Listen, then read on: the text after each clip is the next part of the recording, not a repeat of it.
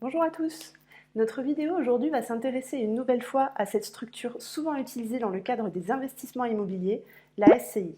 Mais aujourd'hui, nous allons parler de la création d'une SCI dans le cadre de l'acquisition de la résidence principale. Commençons par un petit rappel concernant la SCI. C'est donc une société civile qui a pour objet un ou plusieurs biens immobiliers. Les associés de cette SCI détiennent des parts sociales de cette structure et la SCI est elle-même propriétaire du bien. Chaque associé est ainsi propriétaire du bien à hauteur du pourcentage de parts sociales qu'il détient. Contrairement aux idées reçues, acquérir des biens au travers d'une SCI ne concerne pas uniquement les investissements locatifs, mais cette stratégie peut être également utilisée dans le cadre de l'acquisition de la résidence principale. Alors quels sont les avantages d'acquérir sa résidence principale au travers d'une SCI ? L'avantage principal est de faciliter la transmission.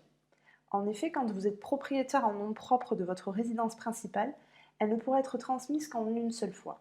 Ainsi, pour des couples ayant plusieurs enfants, la résidence principale va se retrouver sous le régime de l'indivision et cette situation peut s'avérer conflictuelle.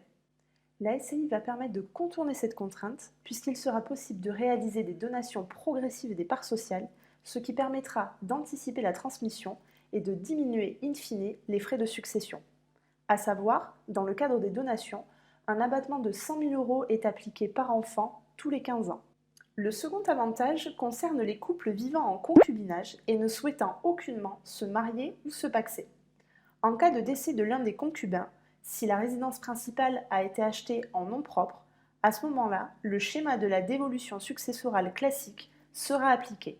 En d'autres mots, le conjoint survivant pourrait se retrouver en indivision avec ses enfants, ses beaux-enfants ou voire même ses beaux-parents. Afin d'éviter une telle situation, la SCI peut être une bonne option. En effet, comme pour toute société, des statuts devront être rédigés à sa création. Grâce à ceci, la sortie d'un des conjoints du fait d'une séparation ou d'un décès pourra être prévue et la gestion de ses parts sera alors organisée. Comme nous l'avons vu, la création d'une SCI pour l'acquisition de la résidence principale peut avoir des avantages. Toutefois, il y a certains points de vigilance à ne pas occulter. Le premier point de vigilance concerne l'impôt sur la plus-value. En effet, lorsque vous achetez votre résidence principale en nom propre, en cas de revente, vous serez totalement exonéré de cet impôt.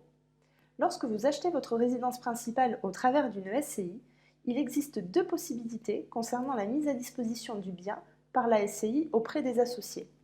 La première possibilité est que le bien soit mis à disposition des associés de manière gratuite. À ce moment-là, vous serez également exonéré de cet impôt. Toutefois, il est également possible que le bien soit loué aux associés et à ce moment-là, vous serez impérativement redevable de l'impôt sur la plus-value.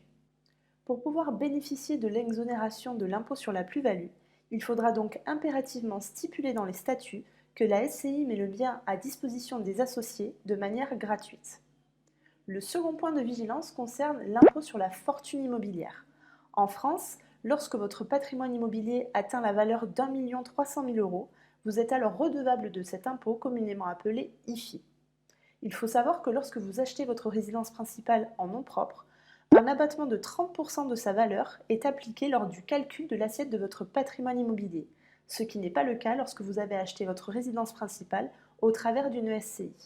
Cependant, lorsque l'on acquiert des biens au travers d'une SCI, c'est la valeur de la part sociale qui est prise en compte pour calculer le montant de notre patrimoine immobilier. Or, une décote de 10 à 20% est appliquée sur la valeur des parts de SCI du fait de la difficulté de revente de celle-ci.